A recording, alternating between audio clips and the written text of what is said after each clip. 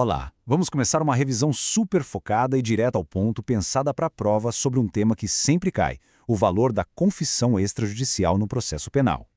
Bom, para começar, a pergunta que vale ouro na prova é essa aqui. Aquela confissão feita lá na delegacia, sabe, sem o juiz presente, ela por si só é suficiente para condenar uma pessoa? Vamos desvendar isso passo a passo. Antes de mais nada, vamos alinhar os conceitos, né? O que exatamente é uma confissão extrajudicial? Então, é bem simples.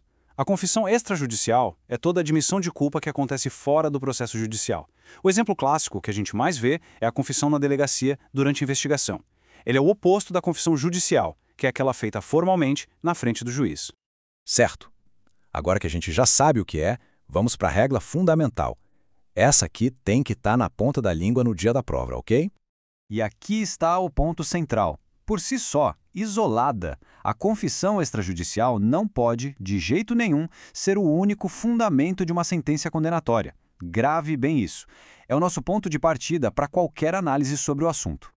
E olha, isso não é só uma opinião. Está na lei. O artigo 155 do Código de Processo Penal é claríssimo. Ele diz que a decisão do juiz tem que ser baseada em provas produzidas em juízo com a participação da defesa e não apenas naquelas informações que foram colhidas lá na fase do inquérito. Ok, mas agora a coisa fica interessante. Se a gente já entendeu a regra, vamos para a exceção, que é o que muda todo o jogo. A lógica é exatamente essa do slide. De um lado, a confissão sozinha não pode condenar.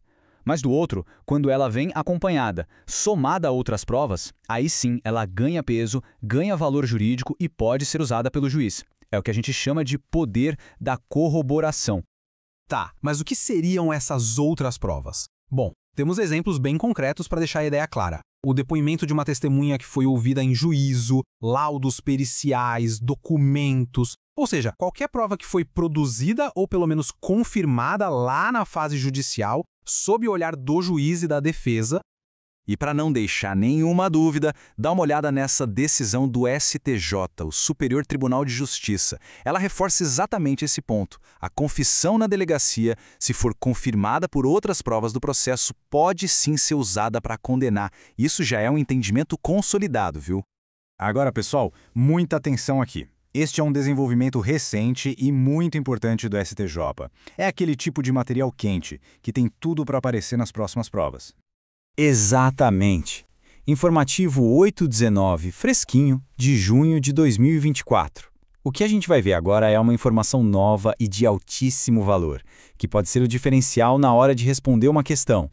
O STJ basicamente criou um checklist, alguns requisitos formais para que a confissão seja sequer considerada válida. Vamos ver. Primeiro, tem que ser documentado oficialmente. Segundo, precisa acontecer num local público do Estado. Terceiro, isso é crucial, os direitos e garantias são irrenunciáveis. E quarto, se algum desses passos não for cumprido, a confissão se torna uma prova inadmissível, ilícita.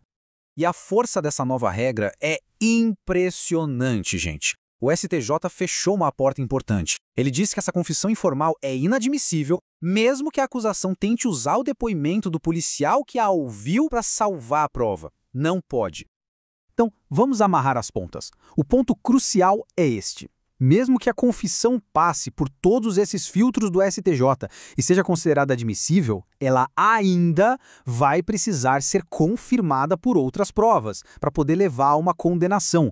Isso está lá no artigo 197 do CPP, entende? Uma coisa é a prova poder entrar no processo, outra é ela ser suficiente sozinha para condenar. Certo, vamos para o nosso último ponto para fechar o raciocínio. Uma pergunta bem comum é: o testemunho de um policial pode servir como essa tal prova de corroboração? A resposta é sim, mas com algumas condições.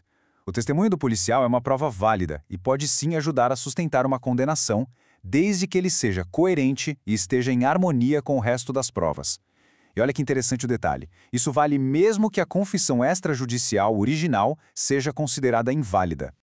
Mas claro, não é um cheque em branco. O valor desse depoimento tem que ser avaliado com lupa pelo juiz. Não dá para aceitar de forma automática, mas também não dá para rejeitar só porque veio de um policial. É uma prova que precisa ser analisada criticamente como qualquer outra. Certo, então vamos fechar com o resumo da ópera, o mapa mental para a revisão final. Primeiro, Confissão isolada não serve para condenar. Ponto. Segundo, ela só ganha valor se for confirmada por provas produzidas em juízo. Terceiro, a grande novidade, a nova regra do STJ sobre os requisitos formais para a confissão ser admitida. E quarto, o testemunho do policial pode sim ser usado como prova, desde que seja analisado de forma crítica e racional. Guarde bem esses 4 pontos. E para terminar, fica uma reflexão que resume bem a nossa conversa. Com todas essas regras, com toda essa necessidade de confirmação por outras provas, será que a confissão ainda pode ser chamada de rainha das provas no Brasil? É uma ótima questão para a gente pensar sobre o nosso sistema. Bons estudos